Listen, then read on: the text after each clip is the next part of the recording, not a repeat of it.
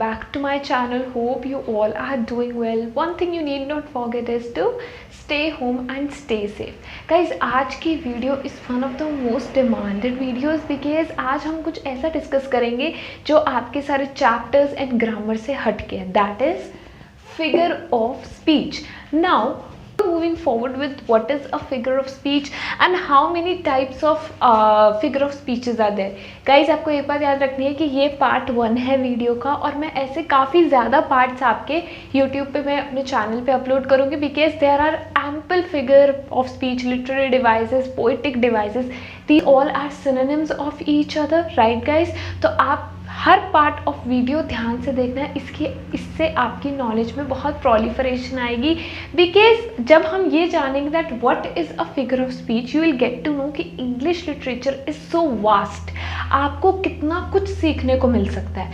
And उसी में से एक बहुत ही significant and important part is the figure of speech. So guys, अब हमें ये देखना है कि फिगर ऑफ स्पीच होता क्या है और आज की वीडियो में मैं आपको कौन से different and distinctive types of figure of speech बताऊंगी. तो गाइज, फिगर ऑफ स्पीच क्या होता है? ये एक बहुत ही इंपॉर्टेंट कॉन्सेप्ट है इंग्लिश लिटरेचर का. इसमें क्या होता है दैट यू टेक अवे और you take the departure from the standard usages of words. जो आप इंग्लिश में अपने डेली सेंटेंसेस में या कोई पोएम में आप में से जो जिनको राइटिंग का शौक होगा उन्हें ये बात ज़्यादा समझ में आएगी.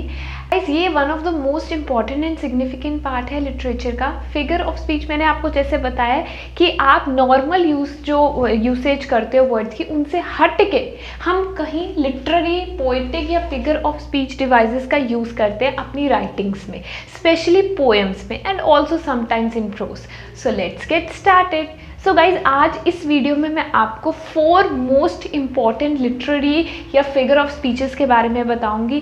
ध्यान से देखिएगा और अगर आपको और इनके बारे में नॉलेज चाहिए और आपको होनी भी चाहिए, specially for the ones who are planning to have career in English literature.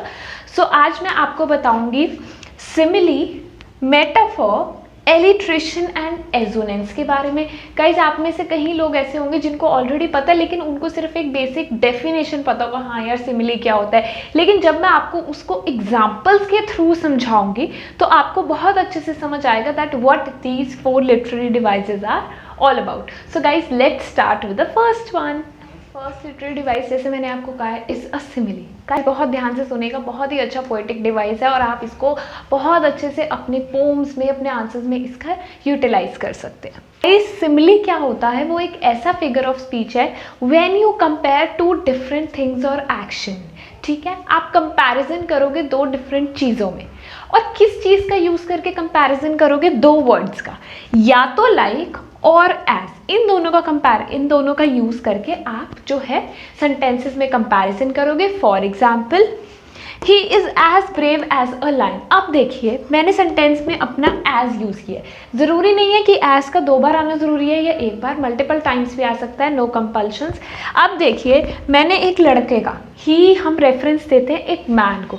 एक मैन की रेफरेंस एक लायन से की है. He is as brave as a lion, कि वो उतना ही स्ट्रॉन्ग है जितना एक शेर होता है. मतलब मैंने एक ह्यूमन बीइंग की जो कंपैरिजन है has been done to a lion.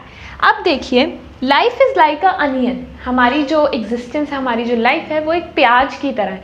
यहाँ पे मैंने लाइक का यूज़ करके सिमिली दिखाया कि देखो मैंने इस फिगरेटिव स्पीच का यूज़ किया, इस पोएटिक डिवाइस का यूज़ किया. तो बेसिकली अगर आपको आइडेंटिफाई करना हो कि इस लाइन में या इस पैराग्राफ में सिमिली है या नहीं है, तो आप सीधा देखिए कि उसमें लाइक या एज में से कोई 2 वर्ड्स होने चाहिए जो आपकी कंपैरिजन करने में हेल्प करते हैं. Let's move forward with metaphor.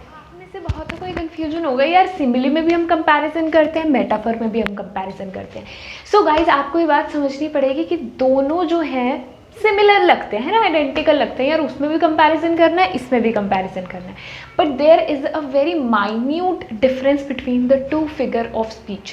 क्या डिफरेंस है कि जो मेटाफर है उसमें हम एक इनडायरेक्ट कंपैरिजन करते हैं, जबकि सिमिली में हम एक डायरेक्ट कंपैरिजन करते हैं. करते दोनों में कंपैरिजन ही है, कंपेयर ही करोगे, कंट्रास्ट ही करोगे.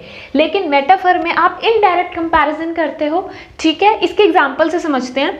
ही इज अ लायन, हमने उसे कह दिया यार वो शेर है, तो ये एक मेटाफर है क्योंकि मैंने एक इनडायरेक्ट कंपैरिजन किया। लेकिन अगर मैं कहूँ he is like a lion, अब इसमें देखिए लाइक का यूज हुआ, इसका मतलब ये सिमिली है। इसमें मैंने डायरेक्ट कंपैरिजन कर दिया, यार वो लायन जैसा है, वो लायन है और वो लायन जैसा है। My mother is a goddess, मैंने अपनी मम्मा को एक भगवान, एक गॉडेस से कंपेयर किया, मतलब I have done a indirect comparison. तो गाइज आपने ये बात नहीं भूलनी है कि सिमिली और मेटाफर सेम दिखते हैं, दोनों में कंपैरिजन होता है। एक डिफरेंस ये है कि सिमिली में आप लाइक और एज वर्ड का यूज करते हो, लेकिन मेटाफर में आप इनडायरेक्ट कंपैरिजन करते हो। So let's move to next terms. So guys, here are the third and fourth poetic or literary devices. Let's discuss that.